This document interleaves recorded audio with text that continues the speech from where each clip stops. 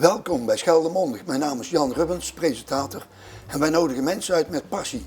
En deze keer passie voor Zeeuw-Vlaanderen. En wie is er aangeschoven? Ronald Buijzen, uit Gouda, maar afkomstig uit de streek, uit IJsendijken. Je bent geboren in IJsendijken. Ja. En kun je even iets vertellen waar je passie naar uitgaat? Ja, dat is eigenlijk toch vooral streekverhalen. En eigenlijk streekverhalen misschien die nog niet bekend zijn, maar die je eigenlijk zelf kunt ontdekken. Aan de hand van een stukje historie, aan de hand van een stukje familieverhalen. En het komt vooral een beetje omdat je, als je in Holland woont, ik woon in Gouda, dat je dan vaak moet vertellen waar het Zeeuw-Vlaanderen eigenlijk is en wat er eigenlijk bijzonder aan is. Nou, in het begin vertel je wel over allerlei mooie verhalen van het is een goede streek met heel veel sterrenrestaurants en een bijzondere historie. Maar dat slaat niet echt aan. Dus na een tijdje heb ik wat verhalen gevonden die eigenlijk wel aanslaan. Waardoor mensen zeggen van, hé, wacht eens even, als dat Zeeuw-Vlaanderen is, dan ben ik wel geïnteresseerd. Okay. En ik vind het leuk om nu vanavond in elk geval een paar van die verhalen met jullie te delen. Ja, nou goed. Je bent geboren in IJsendijken. Ja. Kun je even iets vertellen van waar en hoe en je opleidingen en wat je in het leven gedaan hebt en nog doet? Ja, nou, geboren in IJsendijken en op 8-jarige leeftijd naar Schorensgraf gegaan. Dat is een beetje een rare naam, Schorensgraf, maar er ligt een mooie boerderij. En daar ben ik eigenlijk verder opgegroeid. En vanaf mijn 10e jaar heb ik meegeholpen met mijn vader, die samen met zijn broer een vlasbedrijf had. En ik heb eigenlijk 15 jaar in het vlas gewerkt. Dat is nog steeds mijn langste baan die ik ooit gehad heb. Dus. Maar goed, na die 15 jaar was ik klaar met mijn studie. Ik heb in Tilburg bedrijfseconomie gedaan en Eindhoven bedrijfskunde. Ja, dan ga je werken en ja, dan verlies je die banen. Dus, maar goed, het was een hele leuke baan ook omdat we toen machines bouwden voor op het vlas. En daar krijg je toch een leuke spirit mee van mee. En met een stukje innovatie. En dat heb ik eigenlijk ook de 30 jaar daarna steeds gedaan. Innovatie in de bankwereld, innovatie in de media, innovatie met data science. Ja, kijk, een mooi overzicht hè? Ja, dat klopt. De boerderij en de vlaspers daarbij. Ja. Nou, helemaal goed. Ja. En welke welke school heb je gezeten in Zeeuw-Vlaanderen? Op het Zwincollege. Toen nog Eloy. En de lagere school in? In IJsendijken. De Sint-Jozefschool was het toen, geloof ik. En uit wat voor nest kom je? Hoeveel broers en zussen heb je? Ik heb 5 broers en zussen. Dus, en de helft woont nog hier. De andere helft is het land ingetrokken. Okay. En op zich allemaal wel met best wel innovatieve zaken. Omdat mijn vader dat ook best wel in zich had. Ja. En zit in de genen? Het zit wel een beetje in de genen. Ja, Okay. dat kun je wel stellen. Ja. Nou, welk eerste verhaal wil je vertellen? Nou, het eerste verhaal is het verhaal over het feit dat Amsterdam en Rotterdam eigenlijk toch wel heel veel hebben genoten van het feit dat Zeeuw-Vlaanderen Nederlands was. Vertel. Ik zeg wel eens uitdagend, Amsterdam en Rotterdam zijn rijk geworden dankzij Zeeuw-Vlaanderen. Dat is niet helemaal zo. Maar laten we even kort schetsen wat er aan de hand is, want het is een bijzonder verhaal.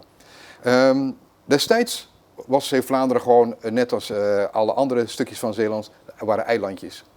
En toen Willem van Oranje moest gaan vechten tegen de Spanjaarden, toen was hij ook regelmatig hier actief. En ze hebben na Brielle Vlissingen veroverd, of eigenlijk ingewonnen. Daarna Terneuzen, Biervliet en ook Axel. Rond 1600 ongeveer. Ja, nog voordat Antwerpen viel. Dus ze hadden eigenlijk een paar stukjes in hun bezit, meer als uitvalsbasis naar Vlaanderen. Maar goed, in elk geval die stukjes hadden ze. En ja, toen kwam ineens de slag bij Antwerpen, 1585. En toen konden ze, omdat ze net dat kleine stukje in Vlaanderen hadden, konden ze de Schelde afsluiten. Ah, ja. Want er was een internationale regeling. Als een rivier op een grens liep, dan had je daar niks over te zeggen. Maar als die door jouw land liep, dan kon je hem afsluiten. Dus ja, toen Antwerpen viel, toen konden ze eigenlijk de Schelde afsluiten. Nou, en al die handelaren in Antwerpen, die dachten natuurlijk van, wacht even, dat gaat niet goed. Als ik niet meer mijn handel kan doen via de Schelde, laat ik dan maar weggaan. En natuurlijk ook de druk vanuit de geloofsvervolging en dergelijke. Dus toen eigenlijk Antwerpen droog kwam te staan, figuurlijk. Toen zijn heel veel van die mensen weggetrokken. Naar Engeland, naar Middelburg, naar Hamburg, naar Leiden, naar Haarlem. En heel veel naar Amsterdam. Oh, ja. En eigenlijk de meeste wel naar Amsterdam. En Amsterdam is toen van een stadje van 20.000 man en is een stad van 100.000 man geworden. Ja, ik kom wel eens Amsterdammers tegen. Ja. Die komen hier in Zeeuw-Vlaanderen. En dan zeg ik, jullie zijn ook eigenlijk halve België. Ja, dat klopt, want ook van de VOC was bijna de helft van de mensen uit Antwerpen afkomstig. Ja. Maar eigenlijk is dus het leuke dat... De VOC, even voor de Verenigde Oost-Indische Compagnie, waar Nederland toch heel veel jaren... 1602 is dat opgericht, hè? Ja, Ja. En dus met heel veel geld van Belgische handelsmensen. Oké. Maar het mooie is dus in feite dat omdat ze dus een klein stukje onder de Schelde hadden, konden ze die Schelde afsluiten. En daardoor zagen die mensen in Antwerpen het onder andere minder zitten om dat te blijven. Ah, ja. Er waren ook andere redenen natuurlijk, maar een van die redenen was wel van, zonder die Schelde kunnen we niet meer handelen. Nee. Dus toen is Amsterdam eigenlijk een bloeiende stad geworden. En dat heeft toch een beetje met Zeeuw-Vlaanderen te maken. Oh, ja. Dus af en toe zijn we heel bescheiden, maar eigenlijk mogen we daar best wel onze plaats in kennen. Daarom heb ik jou natuurlijk uitgenodigd. Ja, om eens een keer te natuurlijk. hoe dat dan allemaal gegaan is. Ja. Hè? Ja. Maar goed, toen hadden ze dus die Schelde afgesloten, maar ze waren ook niet gek. Dus ze vroegen tol aan de Belgen om over die Schelde te kunnen varen. Dus ze hebben heel veel jaren daarna hebben ze dus tol kunnen vangen. En rond 1860 waren die Belgen dat een beetje zat. Dus die zeiden van kunnen we dat niet afkopen? Nou, en Nederland had grote plannen, onder andere voor de aanleg van een paar kanalen. De Nieuwe Waterweg bij Rotterdam en het Noordzeekanaal bij Amsterdam. Dus, dat was natuurlijk een mooie combi van, weet je wat, de Belgen mogen die tol afkopen voor iets van 20 miljoen. En dan gaan we daarvoor onder andere dus de Nieuwe Waterweg financieren en het Noordzeekanaal. En wat eigenlijk nog het belangrijkste was, een spoorlijn van Vlissingen naar Duitsland. Heb jij enig idee, 20 miljoen gulden toen? Ja. Hoeveel euro dat dan Nee, sorry, dat zou ik echt niet weten. Nee, maar ja, ik heb ergens die factor wel in mijn oog zitten, maar ik weet het ook niet precies. Nee. Maar een gigantisch bedrag. Het is voor die tijd zeker nog een enorm bedrag geweest. Ja. Maar goed, het komt dus mooi bij elkaar.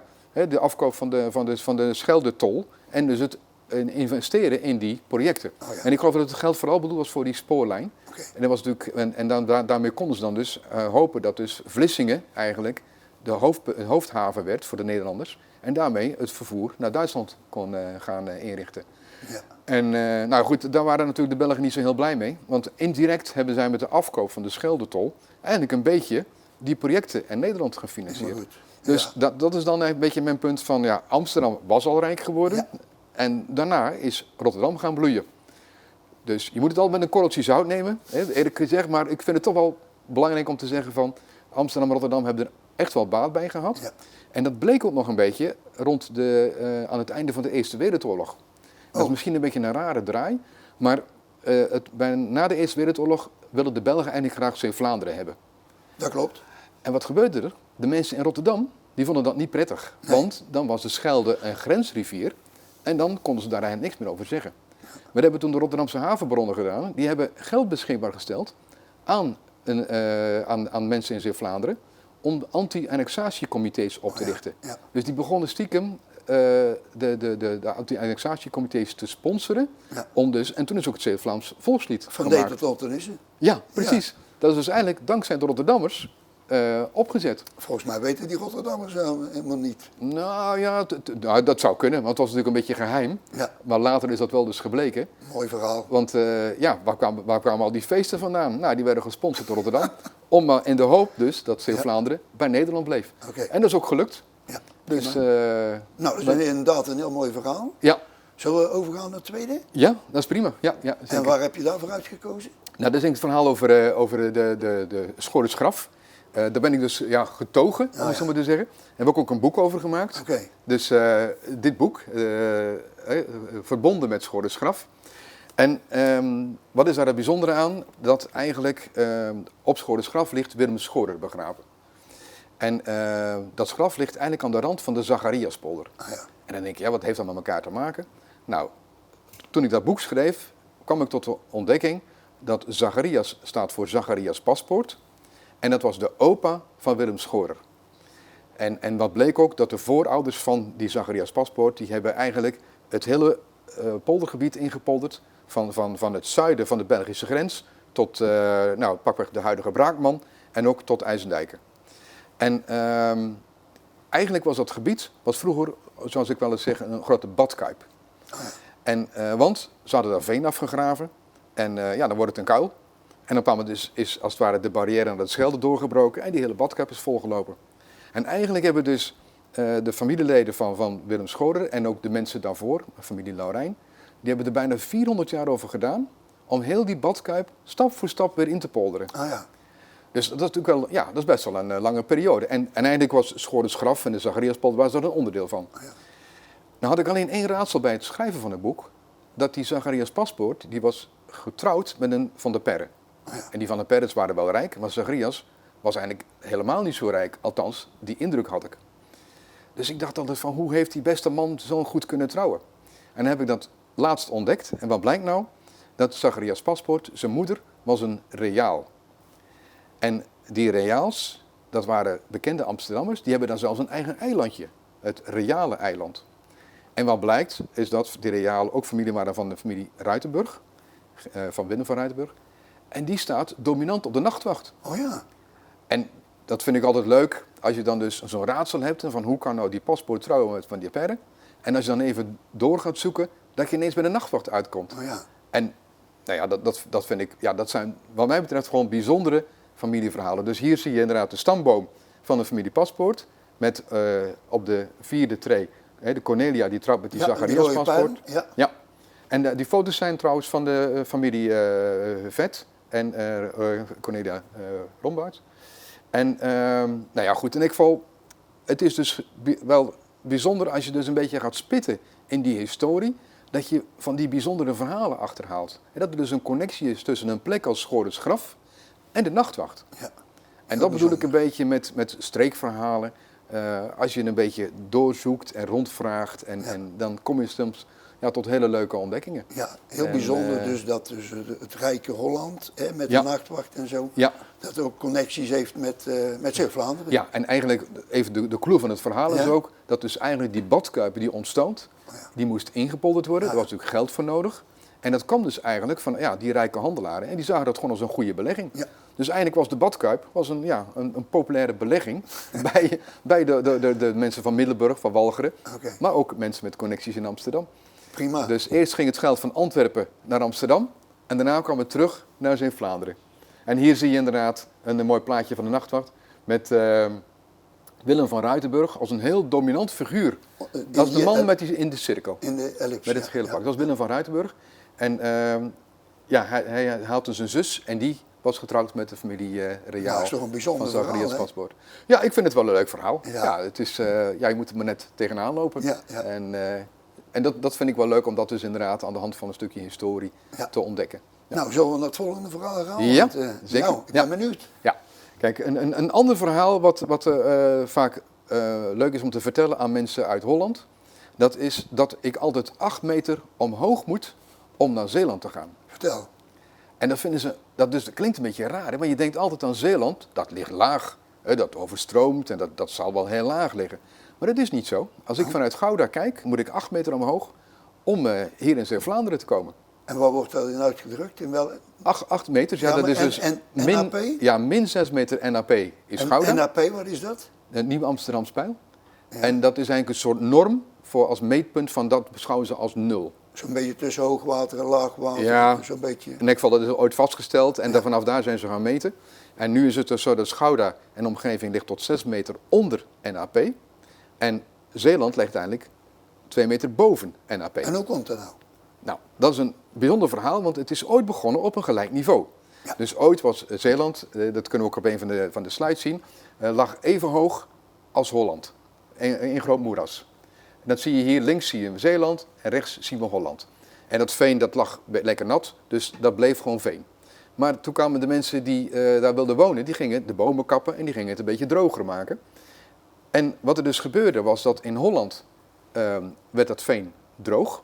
Maar als veen droog is, dan verbrandt het, dan verdampt het. Dat kun je je bijna niet voorstellen, maar Dan eigenlijk... oxideert het met zuurstof dan? Precies. Dus En dan- heel langzaam brandt dat veen op. Ja, je ziet er geen rook uitkomen, maar elk jaar komt er CO2 uit en dat verdampt. Ja. In Zeeland, wat gebeurde daar? De afgegraven veen, dat verdronk door overstromingen en door inundaties. En dat kwam onder water te staan. En ja, als het onder water staat, het veen, dan verdampt het niet meer. Nee. En langzaam ging op dat veen, kwam ook klei, zeeklei met name. En wat is nou het grappige? Dat veen, dat verdampt met een snelheid van 4 tot 6 mm per jaar. Dus in 100 jaar tijd gaat het 40 tot 60 centimeter omlaag. Oh ja. En klei, dat gaat een paar millimeter tot 4 tot 6 mm erbij. Ja. Dus eigenlijk vanaf pakweg 1600 ging Zeeland Zeeland. naar boven Boven? en Holland ging naar beneden. Ja. En nu, totdat de polders ingepolderd waren, toen bleef Zeeland hetzelfde pijl. Maar tot nog toe, ja, Holland zakt nog steeds. Ik zie het in mijn eigen tuin. Dus ja, het is heel bijzonder dat Holland dus eigenlijk blijft zakken. Ja. Dus ja, in mijn levenstijd zakt het dan bij het spreken een halve meter. Maar als ik jou nou zo hoor praten en ik gebruik mijn boerenverstand, is dat niet een oplossing om dat op een bepaalde manier aan te pakken, dat veen niet meer verdampt? Heel goed, ja inderdaad. Dus wat ze Wat kunnen moet je doen, dan doen? ze kunnen leren van Zeeland. Ze kunnen het onder water zetten. Want als het veen onder water staat, dan verdampt het niet meer. En dan heb je trouwens ook een CO2-probleem opgelost. Want een hectare veen stoot elk jaar 30 ton CO2 uit. Ja. Dus dat is een ander zijdingetje. Ja, ja. Maar goed, als je het onder water zet, dan zakt het niet meer. Dat doen ze ook met cranberry-teelt bij ons in de buurt. Dan hebben ze het onder water gezet en dan kunnen de cranberries opgeteeld worden. Wat ze ook En kunnen doen... cranberries en bepaalde bessen. Ja, dat zit cranberry sap. Oh ja. Wordt ervan gemaakt en het zit ook wel eens in chocola, in koekjes. Ja. Er zijn van die kleine... Smaakmiddel. Ja, het is in ieder geval een populaire smaak om in voeding te verwerken. Ja. Maar goed, maar je kunt natuurlijk niet heel het Holland onder cranberries zetten. Maar wat ze nou kunnen doen is de aanpak van Zeeland overnemen en er gewoon klei over leggen. Oh ja. Dus ze kunnen het of onder water zetten, of ze kunnen klei halen, rivierklei of zeeklei, en dat dus over het veen leggen. En Dan zakt het niet meer. Nee. En daar zijn ze ook echt mee bezig. Dus er is ook een proefcentrum voor het bescherming van het veen. Oh. En dan zijn ze bezig om te kijken of ze dus door daar met klei in te mengen kunnen voorkomen dat het veen nog verder zakt. Goh, Want interessant ja, zeg. als ze er niks aan doen, dan moeten de Hollanders binnenkort 9 meter omhoog om in Zeeland te komen.